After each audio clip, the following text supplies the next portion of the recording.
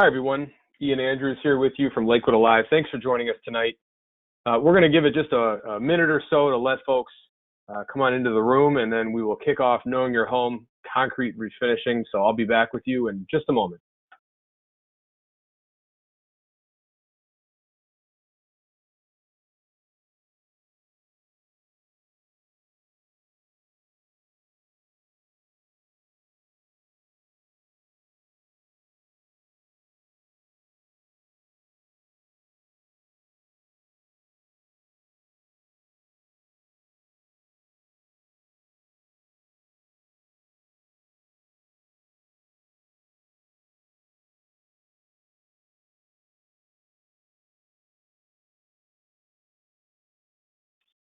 Hi, friends. Ian Andrews back here with you. Thanks for joining us tonight for Knowing Your Home, Concrete Refinishing. We've got a few more folks signed up who are going to be joining us here momentarily. So I just wanted to chime in, say hello, and be back with you here momentarily. Thank you.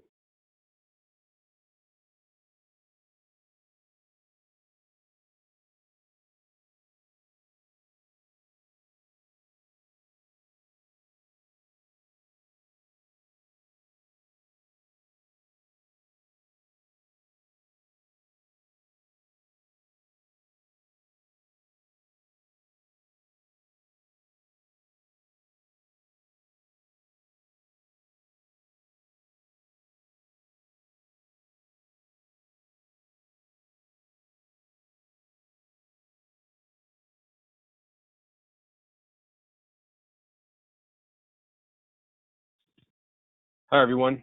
Ian back here with you. We're at 7:01. We're going to give it just another minute or so. So please hang tight with us while we wait for a few more folks to join the room. Please keep in mind that you can ask questions tonight of our presenter. So make sure to type that into the thought bubble on your screen. Type away, and then we will make sure to get those questions out. So as we're going along, you got a question, please type it into the thought bubble. We'll be happy to help out. Be back with you momentarily.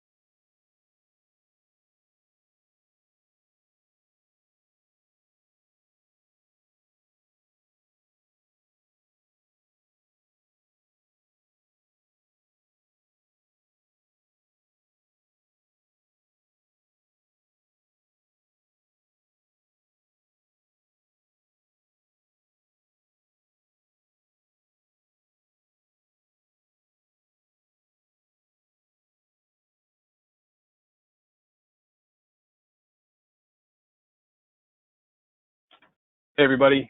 Ian Andrews here with you from Lakewood Alive. We are at 7:03, so let's start the presentation here. We want to be mindful of your time. We appreciate you joining us tonight and for tuning in. Again, I'm the Executive Director at Lakewood Alive. Thrilled to be with you. Our mission is to foster and sustain vibrant neighborhoods, and part of that is making sure that everybody lives in healthy and safe housing. That's where this series is just so important. So we're glad that you're here, and I'm really happy to introduce our Housing and Internal Operations Director, Allison Urbanik. The Knowing Your Home series is really her brainchild, and she's done a wonderful job creating a great curriculum that we hope helps you understand how to maintain and take care of your home. So Allison, without further ado, go ahead and take it away. Thanks, Ian. Can you hear me all right? You're loud and clear. Go right ahead. Wonderful. I'm coming to you live from Spring Garden Avenue and happy to be with everyone tonight.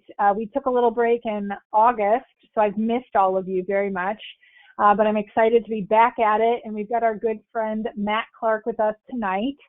He is of the Lakewood Toolbox fame, and we're excited to have him. And this is the first time we're doing this workshop on concrete refinishing, so we're excited to be able to bring it to you.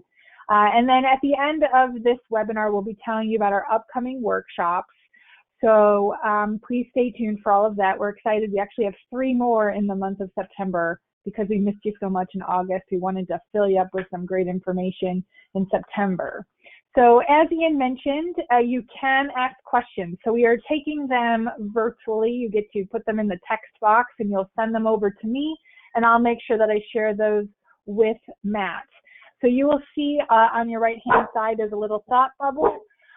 You'll be able to put a question. So sorry about my chatty dog friend, but you'll be able to put that question there in the thought bubble. And then again, we'll make sure to share that with the group. There are no silly questions, so make sure you ask them. So without further ado, I'm going to turn it over to Matt Clark, and we're going to start the conversation about concrete refinishing. So hello, everybody. Matt. Hope everybody's having a good night. So today's Knowing Your Home is about concrete refinishing, whether it's your basement floor, your garage floor, if you have a concrete patio, basically any concrete surface that needs some attention, or you've been taken care of for a while and you need to touch it up, clean it up a little bit. There's some different products that we've been working with out of Sherwin-Williams over there on Madison, mostly, but also just in personal experience of dealing with my old Lakewood house on Cook and my, looking at my, partially cracked, partially painted, partially sealed concrete floor in my basement that I'm actually broadcasting live from right now in my office where I'm stuck now that homeschooling started. It's my refuge. Sorry, not my recluse. I'm a recluse. But so we're going to move forward with this and start diving into how you can do this and different things that you can do. So as you can see up on the screen, our introduction. First, any job that you do, you want to assess the type and amount of work that is needed to complete the project. So looking at what you're dealing with at home, is it simple cracking or spalling, which is when concrete gets dimpled? I mean, a lot of times driveways, that happens because of, the use of salt to melt ice over the years. Structural damage, which a lot of Lakewood homes, most Lakewood homes have a very thin poured basement slab, which can buckle as the house settles and shifts. Also, it's just simple aesthetics. If you have a patio, that is concrete and it's cracking or shifting or something like that, how to make that look a little better. When to DIY or call a professional, we'll talk about crack slabs, simple fill work and patching, water issues, and mold. So, Ian, if you hit the next one for me, please. I'm going to give a couple. Before we start, I just want to say, this is our first time doing this, so I'm going to be asking a lot of questions, and I hope the audience will also. But from your experience, is this something that we should be, jumping right in with? We find that it might be really easy to fix some of those cracks and holes, or do you think that really doing our research before we dive in is best? Any project that I do, even now after owning a home for 20 plus years, 2 homes for 20 plus years, and spending a lot of time in a lot of homes, especially older homes in Lakewood. Any project that I do, I always like to do as much research as possible on the subject, or whatever I'm doing, tile jobs, framing, drywall, because there's always something new. And even with this project, by talking to the guys at Sherwin, I learned about a new product that they have been developing through a subsidiary that is well beyond what I would have thought I was going to be using on this to talk about, or what I was going to be talking about on this project. So research always key. There's plenty of calling Lakewood Alive and asking us for advice is one step, but there's also plenty of online resources. And, the guys at Sherwin are great for information in that regard as well. But, whether it never hurts to do more research. And you find out moving forward, if you can handle it yourself or if you need to call a professional in to take care of it. Great. Thank you so much. I'm excited to learn more about this process. So, first example, spalling, dimpling, or pitted concrete. I mentioned before, salt on your driveway that can cause that to happen, or just, wear and tear over the years. That's one example of more of an aesthetic thing than a structural thing. Obviously, it's mainly surface wear on the concrete, and that would be something that can be easily fixed with a simple patch or even a thick epoxy, like we'll be talking about later. Ian? Painted, cracked, sealed, and this is actually a shot of my basement floor. It's been, like I said, painted, it's cracked, and it has been sealed over the years, over the 115 plus years that my house has been in existence. Still an example of minor, no structural, mostly surface. Generally speaking, you have some chipping there, which could be, spalling and dimpling can lead to that along a crack, but it's still, the cracks are less than a 1/4 inch wide and a 1/4 inch deep. So that's stuff that I feel confident that any homeowner with some help from Lakewood Alive or a professional could handle on their own. The painting and the little bit of sealing that you see there, that all can be removed real easily before you patch everything and taken care of, by pretty much anybody who can hold a trowel. So next one. So again, another example of surface cracking. Easy to fill cracks that are less than a 1/4 inch wide or 1/2 inch deep. Those can be filled with a number of store-bought epoxies available at places like Lakewood Hardware, Cleveland Lumber, or Sherwin, that are for minor cracks like this. I mean, a lot of times it's basically like using a caulk gun and filling it with that and cleaning up with a putty knife and letting it sit and dry properly. Those are predominantly, in my experience, what, I'd say 90% of most house basements or garages are dealing with that. And that just comes from minor, the freeze and thaw, especially with an outside, like a garage or something like that. And the shifting and uplift, minor uplift, will cause some cracking in the thinner slabs on patios and garages and even in basements. But that is an example of something that can be handled with a store-bought product. And there's kits that we'll talk about later that have rope or even foam tubing that for the 1/2 inch wide or deep ones, you can actually insert this tubing in to act as a filler. Otherwise, you would just be pouring or putting caulk into the crack for days because it'll just want to seep and follow the path of least resistance. So adding a filler will help that as well. And a lot of times too, you'll see this kind of thing along where your house and your driveway meet. So that's more of a waterproofing issue, but there's products that can be used to fill that gap there to help deter water from entering your basement. I know everybody probably had a lot of water issues this past Monday when we had that storm come through. I have a couple of neighbors who did, and it was so much rain in such a little bit of time that there was really nothing you could do about it if you had any surface concrete issues. But there's simple ways to try to get around that as well.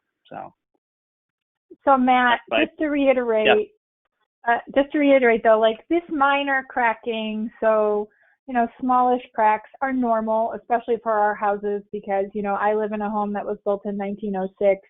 I'm seeing some minor cracking in my basement floor, so that's just something that we will normally see happening in our homes, just based on the age. So it's not anything that we need to truly worry about when we're seeing small cracks. Is that correct? That's correct. It's more of, I like to fill them, especially in my garage where I have a small shop. I like to fill those cracks when I see them, just because things can collect in there, dust and dirt and stuff like that. But yeah, I guarantee you can walk into any basement in Lakewood, pretty much, and find some evidence of minor cracking from just the settling of an old house over the years. Any garage too. I mean, a lot of the garages have a very thin slab, and with no typical foundation, just what they call as a rat wall foundation around the edges. And those, the freeze and thaw will make those have minor cracks as well. Great, thank you. Okay, Ian. So the structural ones, if you can see on this slide, which are a little more serious, those are ones where actually the slabs will shift, and there'll be an uplift and a crack that's obviously deeper than half an inch. If it's doing something like that and lifting up that much, then your whole actual slab, and generally they're 6 inches thick, will be cracked. And that's where you want to start looking at, a repair more so, and removal and replace than just a patch.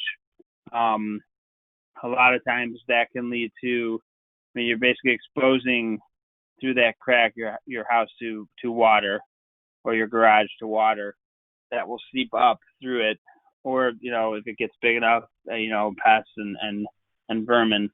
But yeah, in that case, with this slide, you're definitely going to want to look into.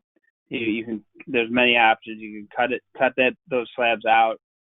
You can have there's contractors who can lift certain slabs using different technologies.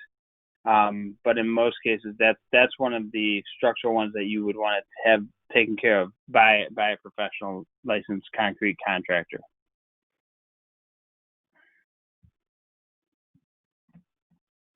So, supply list, and we're going to start with just general, like I said, the minor cracks, the spalling and pitting, cracks in your driveway that aren't, uplift and shifted slabs or cracked slabs. So the Shieldcrete product that is made by H&C Coatings, which is a subsidiary of Sherwin-Williams, is a really, really nice little kit for standard crack repair and refinishing your whole floor. And even if you just have a patio or a pool deck or a garage floor that needs minor repair, no repairs at all, this product is homeowner friendly.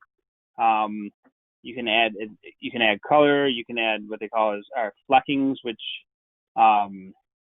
almost it makes it look like it's stone. You can add, if it's a slippery area like a pool deck, you can add a little bit of sand or grit to it to make it a little easier, so it's not a trip or a slip hazard. But the kit also includes an acid mix that you can use to treat the concrete before you put the paint on or epoxy on. And it's a great little kit that is all in one, because when you're prepping the floor, you need to make some certain steps, whether you're patching, repairing, or actually replacing and or removing and replacing.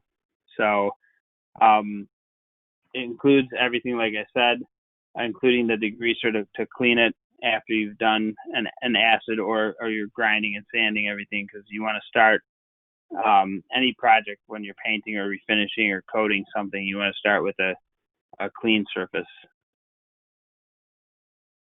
So other things that you would want to use, sorry, Ian, other things that you would want to use or have on hand are brushes, rollers, trowels, rags and cleanup supplies. There's a xylene test that we'll get into later that you can use to tell if you have a painted or coated floor, stuff like that. And next slide. This is getting into surface preparation. Before I get into this, I just want to mention that on your supply list, when you're looking at getting stuff ready for your project, always keep in mind, whenever you do a project around your house, it's always good to research like we talked about before, but part of that research should include looking into what personal protective equipment, PPE, that you need to have to keep yourself safe. So we're going to get into that a little bit later, but I just wanted to mention that before we start talking about getting started. Go ahead. Hey, Matt, do you know offhand roughly how much those kits cost? And again, we can get those at any Sherwin-Williams and probably something similar maybe at other places. Yeah, it depends on, obviously, on the amount you need, and they have different levels for different areas. They have like a low foot traffic, which would be a basement that's not used as a rec room or not doesn't have a car driving in, and they have like it all the way up to an industrial grade one that would be for like a garage floor or workshop floor or something that gets vehicle and foot traffic.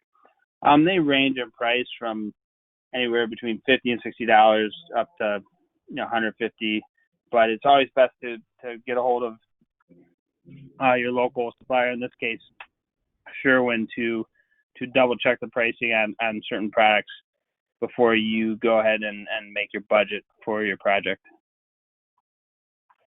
Great, thank you. So surface prep, getting started.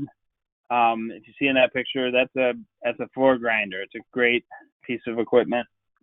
Unfortunately, we do not have that available at the toolbox, but there is Handy Rents in Lakewood and Sunbelt Rentals on Brook Park Road and Brook Park both have them. And basically what it does is this is for a heavy duty or job where you're like, say you have a bathroom that is on a cement slab and you wanted to take out all the tile. You can chip out all the tile with a hammer drill, which we do have at the toolbox, and then you use this floor grinder to clean up the excess grout and everything else that would be on top of there. If you have a heavy paint on a garage floor and it's chipping in a lot of areas and you don't really want to paint over it, you want to start fresh, that floor grinder is a great option for a project like that. It uses diamond insert blades that actually strip the like 1/32 of a layer of concrete off the surface and make it porous and absorbent, so that when you're going over it with a sealer or an epoxy paint or whatever you decide to use on top, it'll be absorbed. But for most of your projects that you'd be dealing with as a homeowner, you can use a belt sander or orbital sander, depending on the area, to with 120 grit or heavier sandpaper, just to basically rough up the surface. Very similar to if you're painting a wall in your house, you want to rough that up with some light grit or some 120 grit or heavier sandpaper to clean it in one sense, get the surface free of any larger debris or old paint, but also to make it absorbent to the new paint. So you can test it to be rough and absorbent just by, after you're done sanding it, just pour a little water on it. If the water absorbs into the concrete, which is porous when it's not sealed, then the surface is ready for you to paint it. You can also use an angle grinder to get hard to clean spots. If the sandpaper's not working on some heavier epoxy painted areas, an angle grinder, which we also have at the toolbox, with a simple flap wheel sanding disc will take off any existing surface paint or material. There is important too. There's a test you can do to determine if you're painting over some existing paint or epoxy. You need to use the same thing. It's whether it's water-based or solvent-based. There's a chemical called xylene. It's an industrial chemical that is used for thinning paint. But if you can rub it on your existing coating, if it gets sticky, then it's water-based because the xylene and water won't absorb. If it does not get sticky and it starts to remove, the xylene starts to remove the paint on your floor or wherever you're treating your concrete, then that means it's a solvent-based paint. So when applying the new material, you want to be sure to use the same thing that you had on there, unless, of course, you're taking all the old material off. So if you have a basement like mine that has some areas of old paint and sealant, I would take down everything I could with the sandpaper and probably just repaint it, because I don't want to have to move everything that I have down here, and do the whole floor at the same time. So I would probably do just areas and repaint it without removing 100% of the sealant. Sort of like, why would you take off all the red paint on the one room in your house when you want to paint it white? No, you just do 2 or 3 coats. It's the same sort of idea, but you want to make sure you're using the same chemical composition coating that's on there. And the Shieldcrete from Sherwin-Williams is water-based. So there's other products available at other stores that are solvent-based that will work in that regard. So Matt, I'm going to chime in here. Just a reminder, just because our homes are so old, we don't know what products are on the ground. If you're doing any sort of sanding, we're going to want to make sure you're doing a wet sanding to keep any sort of potential hazardous things like lead or anything else that might be toxic. We want to keep that dust down. So by wetting the floor, which will be perfectly fine with your sanders, any sander, you can correct me if I'm wrong, but no, just right. Making sure that we're keeping it a wet surface. Yeah, anytime you're generating dust, you want to wear a respirator. And like I said, we'll get into the PPE here in a second. But yeah, and wetting down the area. I mean, it's just like it would be similar to doing drywall mud. Wet sanding keeps the dust down when you're sanding drywall mud. Any of these floor grinders or sanders will deal with. You don't need a lot of water. A spray bottle with a little bit of water works great, but always go overkill on that kind of thing because it's a safety concern. So wetting everything down and wearing a respirator, safety goggles, using a loud equipment, earplugs, that's always important as well. So thank you, Allison, for bringing that up. And I'm going to send out 2 handouts about lead, protecting your family from lead in your home, and then another one I will send to the group about renovating right, how to protect yourself against lead-based paint. And then just so everyone knows, if you aren't sure about the paint in your home and you're attempting a project, always presume that it's lead-based paint. And as Matt mentioned, just do overkill and safety precautions. I am a licensed lead inspector, so I am happy to answer any questions you may have regarding lead. Always ask questions because, we don't want to mess around with anything toxic, especially lead, and our young people in our homes. So that's my little PSA, but feel free to reach out, but I am going to send out 2 links for you to use and keep handy. Okay, thank you. Ian, whenever you're ready.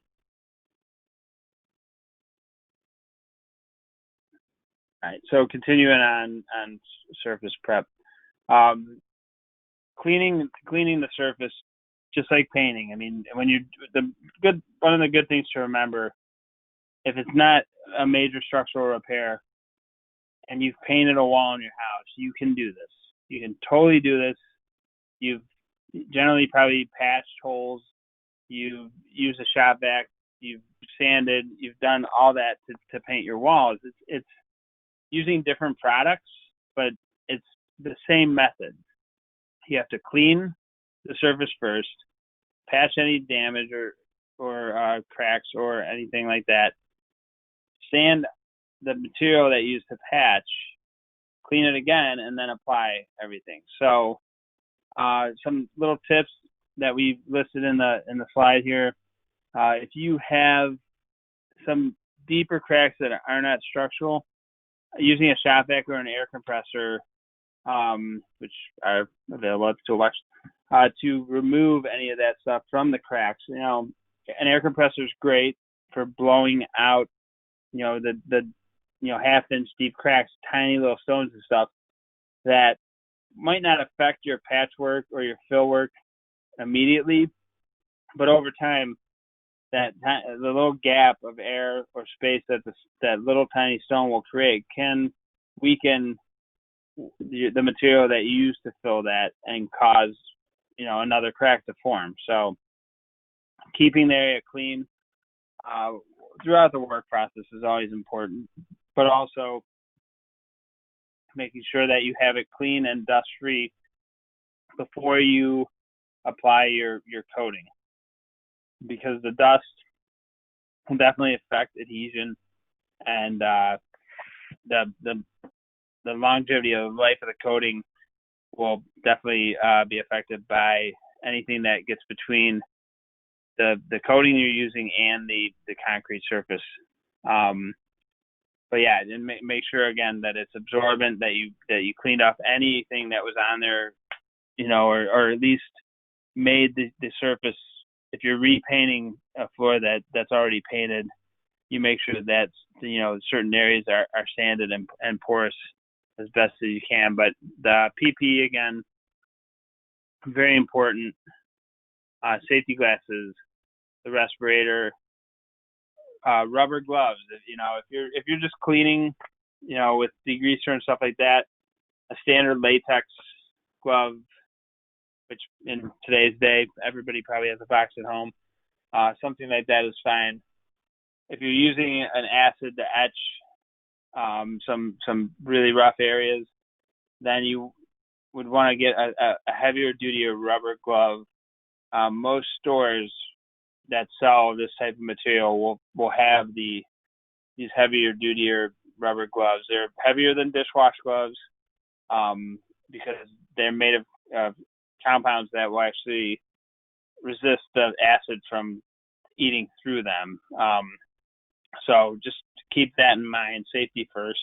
And then most importantly, because a lot of people will be working in their basements, it's important to make sure that it's well ventilated whenever you're using anything, even from the degreaser or the vacuuming and cleaning out the cracks part of the job. Because you have a respirator on, but it's also very important that respirator has to suck in some clean air. So you want to make sure you have windows open or doors open. If you have a door going upstairs in your kitchen, it's always good to cover that with plastic just in case, so you keep the dust out of the upstairs of your house. If you're in your garage, open the garage door if you can. Temperature when you're usually doing this is just like paint again. Between 50 and 90 degrees is optimum. So I mean, most basements in Lakewood will stay around that temperature, hopefully in the winter too. But yeah, I mean, open your garage door, open your basement windows. If you have a walk-in basement, open the back door to your basement, just to make sure there's some airflow throughout the entire project.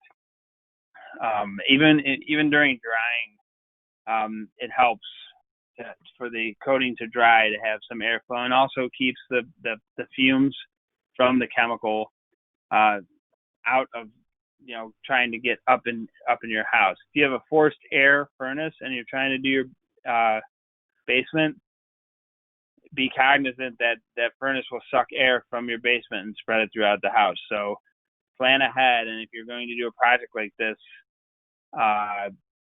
it's often better to not have people upstairs when you're doing it, for a period of time. A lot of times in the summer it's better to do something like this so you can open up your whole house and you're not running your heat or your AC, because it will just spread fumes around your house. And like I said, I use this example. I'm probably killing it, but it's painting a room. You paint a room and you paint your kitchen and the whole house will smell, especially if it's in the winter and you can't open the window fully. So just be cognizant of that and be safe. And keep an eye on what you're doing at all times, and just make sure you're getting some fresh air. So Ian, whenever you're ready. Okay. When to replace. So, and this is worst case scenario. I mean, there's when it comes to active water, uneven concrete due to settling or uplift, and extensive mold. Lakewood Alive will be happy to come out and give you our advice on any of these projects, but a lot of times, I mean, and I only know this because in early home ownership, I've gotten to the point where I was like, I should have called somebody because this is above and beyond my level of skill or what I can learn by doing research. But there's professionals who deal with active water. Waterproofing the side of the house requires a lot. I mean, people have done it on their own, of course, but it's really hard not to do it on your own without a crew of 3 or 4 people.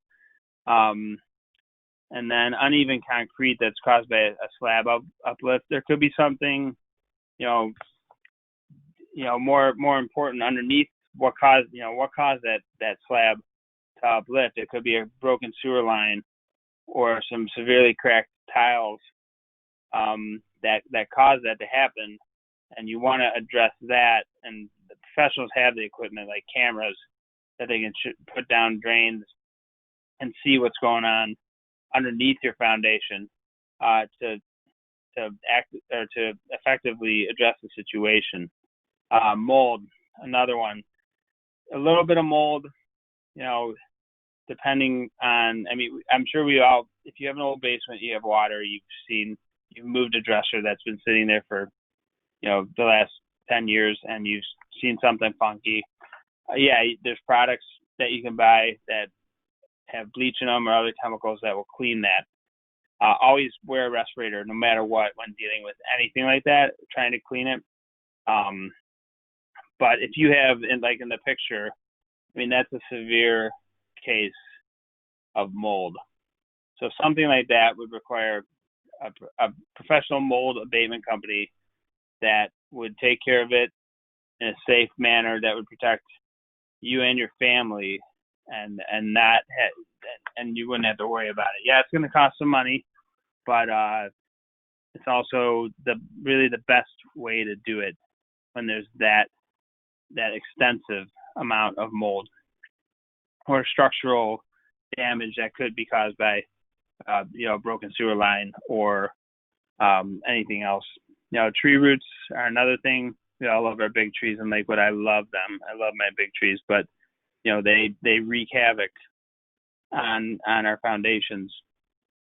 So that is another situation where a cracked slab might need something to address it, and remove it instead of just repeatedly, because what you'll get into is you'll end up filling it every couple years, and it will just every spring and fall it'll move up and down. So certain situations you definitely want to call a licensed professional.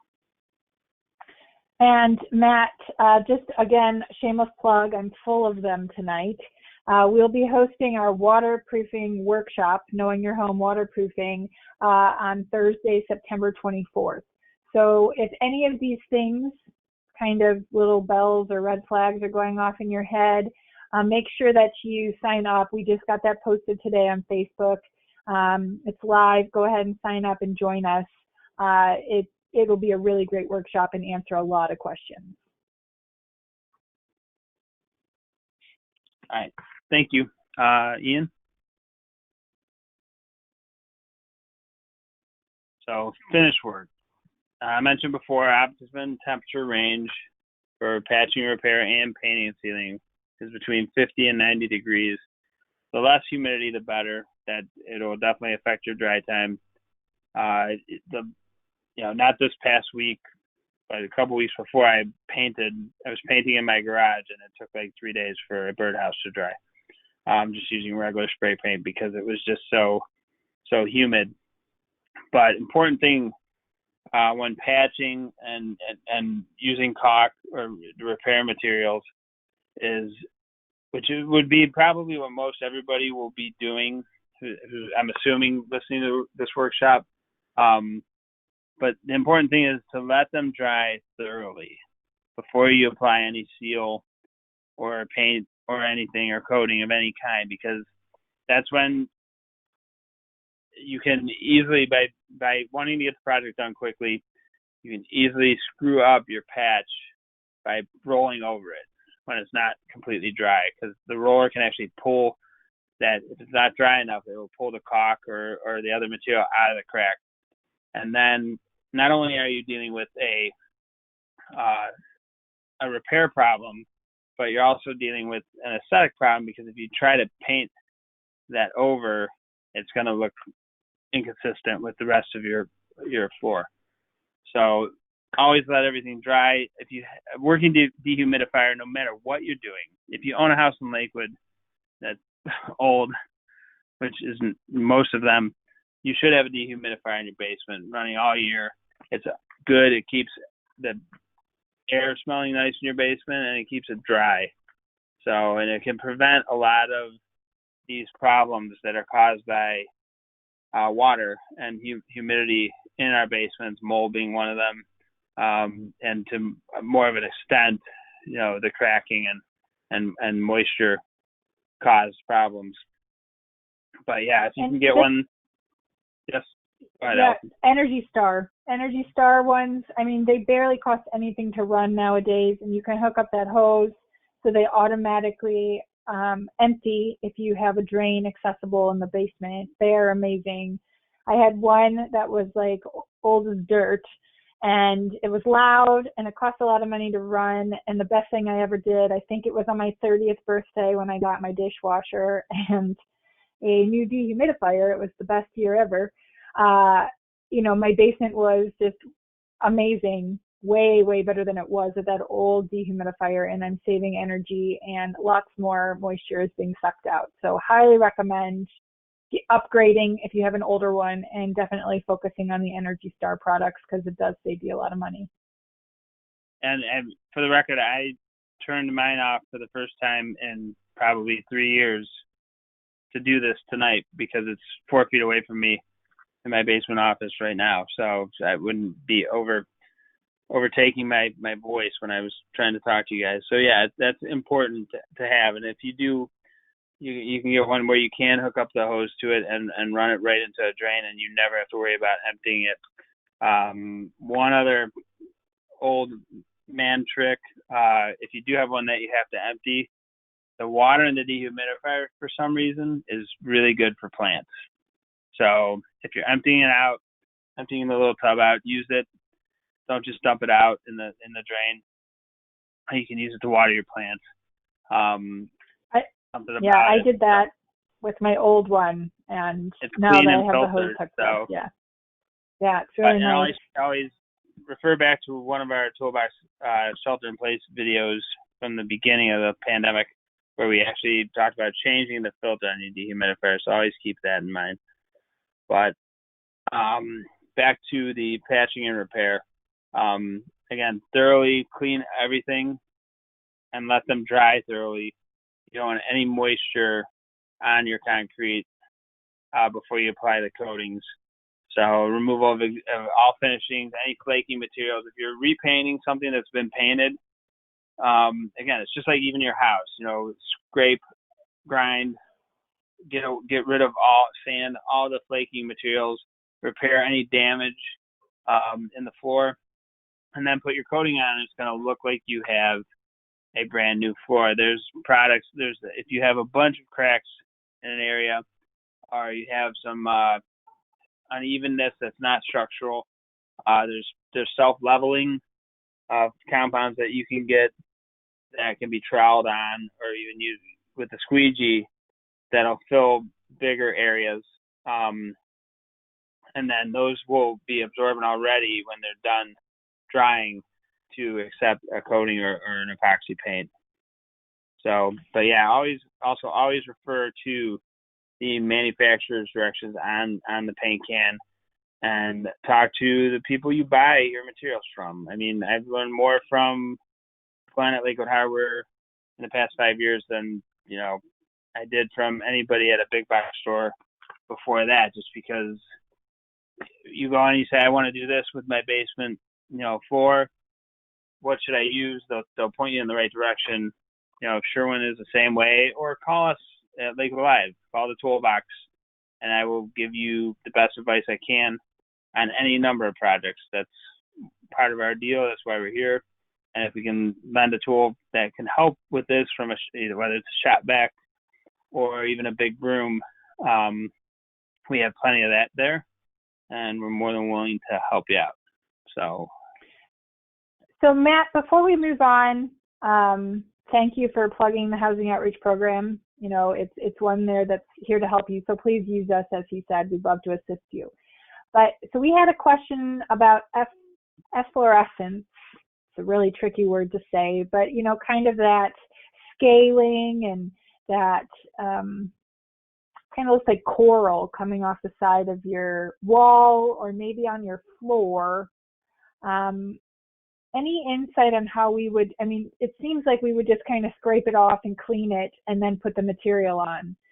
Any other suggestions you have about dealing with that? If it's on the floor, scrape it off, paint it, clean it, paint it, patch it where it needs to be. That would be the main thing for the floor, unless you see active water in that area, because that generally happens because you're getting more than just a normal amount of moisture on your wall. And this is speaking from experience. If we use a wire brush, like was the way to do it back in the day. We wire brush the whole wall, vacuum it off at the shop vac, and then we lay coat on, rubberized paint. That's good for some instances where it's just if it hasn't been done in a long time, that can handle it. But if it happens over and over, and you have a lot of scaling and flaking on your walls, then you should look into, and the dehumidifier is helping. You should look into getting a waterproofing situation, or getting a consultant from a waterproofing company, or going to our Knowing Your Home workshop for waterproofing coming up, because that's more of an issue. Generally, the floor, you're not going to deal with water that's coming up through the floor. You're more so going to deal with water that's coming through the walls and settling on the floor. So if you're dealing with it with your walls, especially like a lot of our homes have the old sandstone foundations. Sandstone is porous. It naturally accepts water. It's sealed correctly. It should be fine, but over time the seal is gonna fail.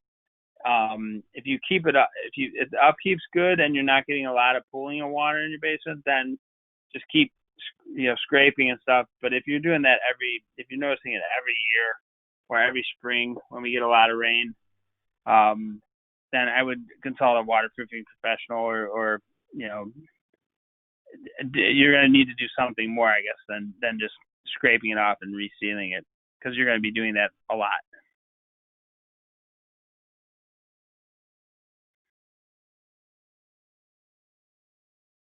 Great, thank you. So let's see. All right, next one up, Ian. So maintenance. Again, the dehumidifier is primary. It's a great way of really maintenance-free maintenance. Keeping moisture out of the air and pulling moisture out of areas where it might want to pull up is the best way to not have to repaint or recoat your basement floor. Obviously, you're not going to put a dehumidifier in your garage, but keeping your garage dry, keeping an eye out for anything peeling or chipping or any areas of shifting or uplift, and addressing them early on. That's, being preemptive or proactive is always a good thing. If you're getting rain in your garage, maybe look at your downspouts or, your gutters around your garage or any low spots that water might be collecting during heavy rains. Always try to keep, high traffic areas clean and dry. Moving stuff around and heavier things, anytime you break, the continuity of a seal on a floor or paint on a floor, you're creating an area where moisture can get into an area of concrete because it is porous, and that moisture will just, in the freeze and thaw of things, that's how it creates cracks over time. But yeah, run your dehumidifier, get a dehumidifier and run it, and just being on top of areas that might, that look like they're getting damaged or they're starting to be compromised, and addressing those smaller areas will really help you not have to, over the life of your home or the time that you're in the home, it'll help you not have to, move everything out of your basement and paint the whole floor.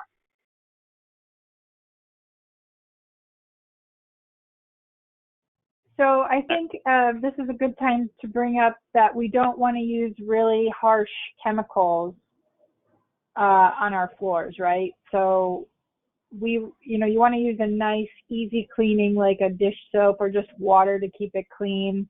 I think we're, especially in basements, are inclined to use like a bleach and water or something that might be more caustic to clean because it's, white vinegar. Vinegar's awesome. As a cleaner. Murphy's oil soap. I'm 47. I've probably touched my first, sponge full of Murphy's when I was 6. Cleaning a floor, helping my mom in Parma. But yeah, anything mild. A lot of times, like the Gugons or the Kabooms and stuff like that are so full of chemicals that they do a great job. But using them on something painted and porous like concrete will only end up damaging the seal. Using it on your bathroom tile, which is completely sealed and coated, is fine. But yeah, using that same cleaner on something that's porous is not going to help at any time for longevity. Right. So we have a few questions. Okay. I'm not sure if we were at the end of the PowerPoint or not, if that was the last slide. I think it was. Mm-hmm. So I think I'm going to ask you a couple questions. Okay, so we're reviewing. So let's review, and then I'm going to kind of pop into a few questions. So to review, and the picture there has sort of a before and after of a basement floor, and that actually after picture is you can see it's a Shieldcrete coating with the flex in it. It looks really nice and decorative. But in review, yes, determine your scope of work. So like we talked about in the beginning, are you doing just a simple patch and fill doing it, are you recoating your whole floor, your garage floor, are you just repairing your driveway, determine that scope of work. And that is, will determine what materials you need, what equipment you'll need, and if you should call a professional to do that.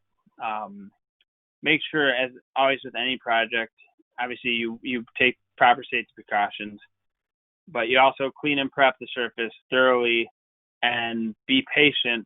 Let the whatever you use to fill your cracks or repair or patch, that you let that dry, because it's so important to let that cure effectively for it to last, and it's to look nice when you do apply your finish coat. Repair where necessary, any cracks or patchwork, and then the finish is apply the finished product of your choice. And also let that dry and make sure you adhere to the manufacturer's safety precautions and dry times and application process. So really, for, like I said in the beginning, generally speaking, there's not, I look at my house in reference to a lot of projects that we talk about at Lakewood Alive, and there's not a lot of big problems that I have at my house that I don't feel I couldn't tackle myself, or the average homeowner couldn't tackle with some help. So a lot of this stuff, filling small cracks, painting floors, stuff like that, is something that, anybody really could do. So moving, something bigger, yeah, you would want to call a professional, but please do reach out to us, reach out to me. I think Allison put the number up to the toolbox and my direct line, and if we cannot help you, or we cannot figure out a way for you to help yourself, then we will definitely recommend quality contractors that will be able to help you guys out. Yeah, absolutely. Utilize us as a resource. We do make home visits. Obviously, we are participating in social distancing. If we do need to come into the house, we will be masked up, and we will take whatever standards you would like in your home. But outside, we're also able to come out, but we do want to make sure that everyone is healthy and safe, so we will take social distancing very seriously. You can email us, you can call us. The toolbox number will also automatically route to the office. Right now we're routing all numbers to the office. So if you dial the office line, which is the number that I shared, you'll definitely get either Matt or myself, and we're happy to help. So I do have a couple questions. So we had a question from Ben asking, if you could talk a little bit more about leveling out your basement floor, and maybe a little bit more about the self-leveling products that are available to assist. Yeah, thanks, Ben. There's a lot of different stuff out there depending on your situation or what you're dealing with. But they're all, in my experience, I haven't found a bad one. It's all about how much work area you need to work with. And the big thing with these self-leveling products is you don't want to trowel out more than you think you can do work-wise in the dry time. So if you have a product that says workable time, 15 minutes, give yourself, start out when you're using something like that with a clean area, obviously, because that stuff, the self-leveling stuff, it goes the path of least resistance, but you want to make sure that you have anything old, like tile, anything like that, mostly removed. A lot of the stuff is designed to cover that kind of stuff, but it's got to be, any chips or breaks or cracks or loose pieces have to be cleaned up. But yeah, like I would start, even now, when I use epoxy, if I'm making a table or a piece of furniture, I need to fill some cracks in the wood. I get the 5-minute cure time epoxy, and I put really a cup of epoxy in my mixing bowl, and I use that. Because, if you push out too much, then you end up wasting product, and possibly messing up your job because it will harden in that time. And especially with a floor leveler, you want to let it do its work in that little specific area. If you're doing a larger area, then get the product with the longer dry time, but also be prepared to just mess with it once and walk away from it, even though you really want to keep spreading it around and trying to make it look good. You have to let it do its job. It's like mudding drywall. The first coat of drywall, old timers told me, put it on and walk away from it. And then come back when it's dry, sand it down, and then you play with the next coat. So the floor leveler is the same way. You can apply it on top of each other most times. So if you do one and you see some areas where you don't like, then you can use that and apply it over it, and it actually works really well with patching together. And most of that stuff you can paint as well. So it's a great product, and it is easy to use, but just be wary of the dry times and the amount of area you want to work with, or you're willing to work with at any given time. Great, thank you. So if we could talk a little bit about basement moisture, and I am going to make my plug that I make to anybody. Basements are not living spaces, they are basements. Some people may disagree with me on that, but I really discourage people, unless you're spending a lot of money in waterproofing from the outside and putting carpet or fancy furniture or anything down in the basement, because when that happens, I think it's like karma, and then the basement floods. I feel like that's what happens, but that's just me. But so the next question is, what kind of floor, well, we're going to talk about two different things. So moisture coming up from under the floor. Mm-hmm. So let's talk a little bit about that. And I think the short answer probably is it's common, and a dehumidifier will really help, I think, with that. But if you have any other insight to talk about moisture that comes up from the floor. Well, yeah, I mean, you can definitely have seepage. I mean, a lot of times you don't have a broken sewer line, or you don't have a major problem. There's just when your house shifts over the years, you will have gaps underneath your foundation that will eventually fill with water. And the water will, when it shifts back from pressure, the water will seep through a porous substance like concrete or smaller cracks that aren't foundational or a structural hazard. But a dehumidifier will generally take care of that. Another trick, too, is to take baking soda and charcoal briquettes, and you place them in like an aluminum pan just randomly around your basement, and it's almost like a poor man's dehumidifier. It'll suck the moisture and odors out of the air as well. If you put a seal on your basement floor, and if you're dealing with seepage like that, and you put a seal on your basement floor, that will also help protect as part of the process. Help protect your house from having the water come up. But it's water, and our houses are old, so it's gonna find a way. So having a dehumidifier running at all times and using little tricks like the charcoal and baking soda always helps.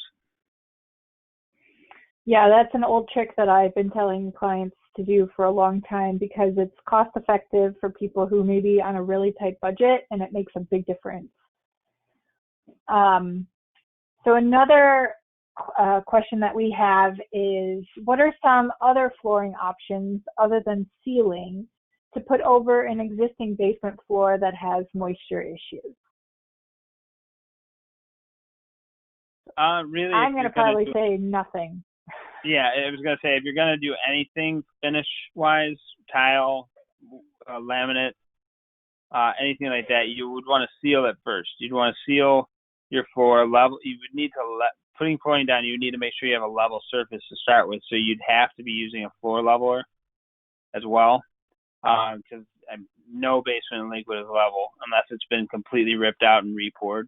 And even those aren't level because you have drains for your any moisture that comes out of your basement. So, but yeah, I would not recommend personally putting any finished flooring in your basement unless you had your entire basement floor ripped out and repoured and your house waterproofed, and that floor is sealed.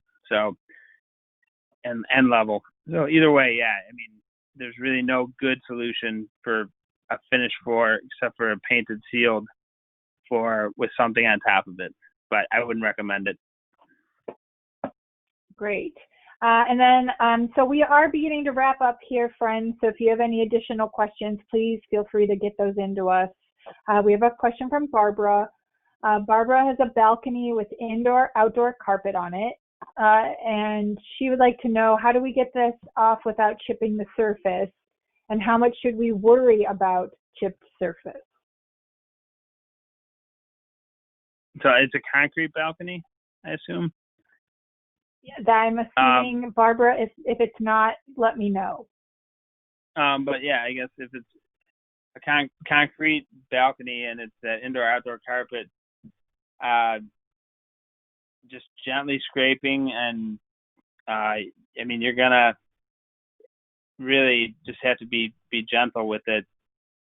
Pulling it up is like pulling anything off, and then using an acid to clean off any of the glue, or store-bought. They have adhesive removers for a situation like that. That you can, after you pull the carpet off, anything that's remaining, you can use this adhesive remover and spread it on there and basically scrape it off. It's like stripping paint off of an old piece of furniture. Just be careful because a lot of them are very caustic, and some of them you don't want to let sit on one area at a certain time, otherwise it could damage that area. Wear gloves, wear a respirator, well ventilated, safety glasses, maybe even rubber pants, because if you're working on the floor and you kneel down, you could come in contact with that. So, but yeah, I would just be careful, but try to do as much of it as manually if you can, using, like I said, the plastic scrapers, paint scrapers, and just be gentle. But if you get to a point where you can't get it off, then yeah, using a chemical remover would be the way to go. And depending, Barbara, if you were the one who put that carpet on, then you'll know what the quality of that balcony is below it. But perhaps if you inherited the carpet that is already cracked, and they put that carpet on there to hide that. So don't be surprised if you see some damage under that. Okay, so we have another question from Marty. Marty said, you mentioned Shieldcrete as a product to refinish.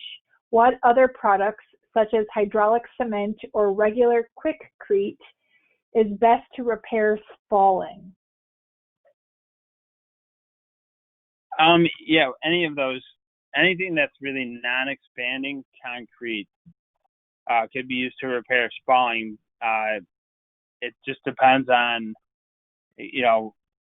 how deep it is and what type of area you're working in. If it's your basement with not a lot of weather, then like a hydraulic cement or something like that, or a standard concrete patch will work.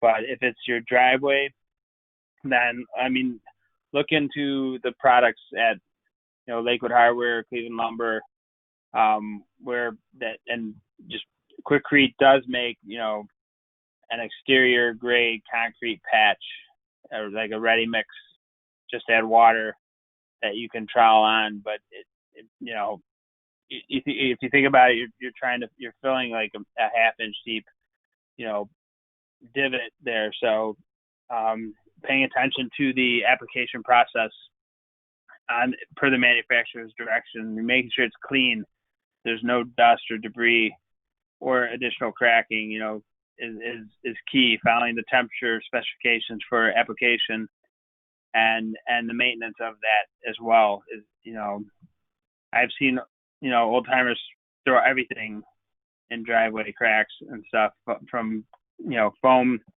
insulation to asphalt, cold patch. And, if it's not done correctly and the right product is not used, then the first time you run your snow shovel over it, it's going to chip away and go flying on you, and you'll be left with the same thing that you tried to patch. But yeah, the best thing to do is do some research and look at the variety of products that are out there, specific to your application, interior, exterior, high traffic, what the surface is right now, whether it's painted and pitted or it's just, bare concrete. So, because you can, in certain situations, you can patch it and seal it and you're golden. You don't have to deal with it again. So, but that's a great question.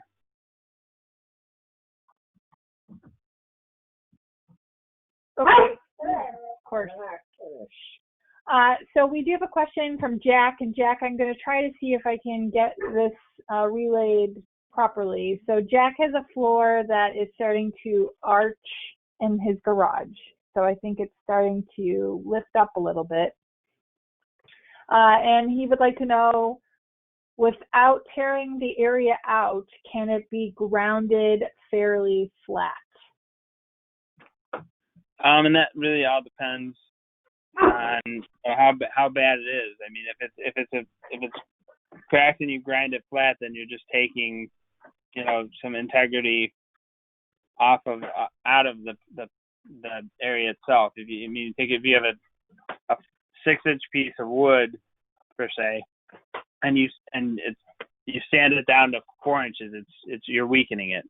The same thing goes with concrete, and if it's lifting up that much and you grind it down and you patch it, then the next freezing thaw it's just going to lift up again. So it would be interesting to see. If it's not that much, yeah, you can grind it down and fill it. But if it's really uplifting and you can even see soil or you have water coming through that, then I would think that it would be more of a removal and replace. Great, thank you. Well, it looks like we've answered all of our questions. Jack has a follow-up saying it's not arching that much. Okay.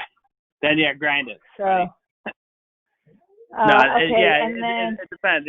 You can try and grind it too, and see what happens. I mean, it's an easy, cheap solution, grinding and filling it to removing it. So if you grind it and fill it, and it doesn't uplift anymore, then you don't have to pay to get it, removed and replaced. So yeah, I would, if it's uplifting that much and you feel confident you can do it, or give me a call, Jack, and we can talk it through. Next spring we'll tell, if it moves again on you. So. Okay, and then we've got another question from Marty. So he is talking about his basement floor. It seems to need a thin coating, but he says that doesn't seem very durable. So would it be better to grind out? So Marty, are you talking about a crack or some spalling? So basically, if we need to put a thin coating of something, is it better to kind of take it down further and then put that coating on? Or is it just better just to do that grinding that we would do for any repair and put the coating on? Well, I mean, it depends on the existing condition of the floor. I mean, obviously, if you grind, you're starting from scratch, so you might not even need to use the leveler. So the leveler is really made to make two different surfaces, and a lot of times it's used where there's old existing tile and you're going over it with or painting it or going over with something, or you chipped up a bunch of tile and you have a bunch of different areas of spalling and you want to recoat the whole floor. So I'd be happy to have him email me and we can go into it further. And I mean, each question is probably about a specific particular type of project. So I'd say grinding it will start from scratch in this case, and leveling it would be more you don't have to start from scratch, depending on what he's looking for at the end of the day. So if he wants to email me or call me, I'll be more than happy to get into more detail with them on that one. Great. And so this is being recorded, so our comments that I've been sending out will not be shared on the recording because they were sent through a text box. So I just want to let folks know that Matt and I can be reached at 216-521-0655. And you can find our email addresses on our website, which is lakewoodalive.org, or Matt can be reached at mclark@lakewoodalive.org, and I can be reached at aurbanek, that's AURBANEK, @lakewoodalive.org. And again, all this information is located at lakewoodalive.org, and you'll be able to find us and reach out to us pretty easily.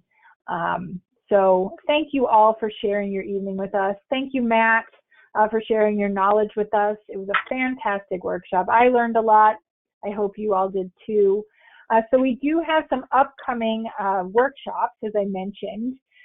So we have Weatherization Basics being held on Saturday, September 19th, and that's going to be hosted by Cleveland Lumber.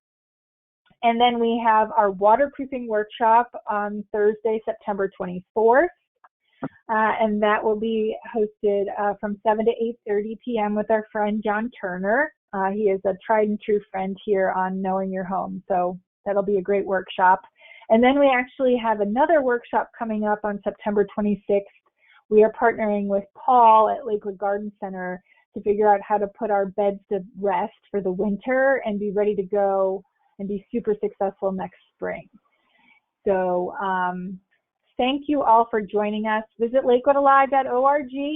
Make sure you check out the Lakewood Toolbox and reach out if you have any questions, you need help finding contractors, or just have questions about a home repair. We'd be happy to help you. You know, that's what we do at Lakewood Alive. We're here to ensure that everyone in Lakewood is living in healthy and safe housing. And we are so thankful for all of you and all of our supporters that help make this workshop a success. So thank you all so very, very much. And again, we will be posting this on our website. We did record tonight's workshop, so you'll be able to watch it again in all its glory. So thank you so much and have a wonderful evening. Thank you, everybody. Have a good night.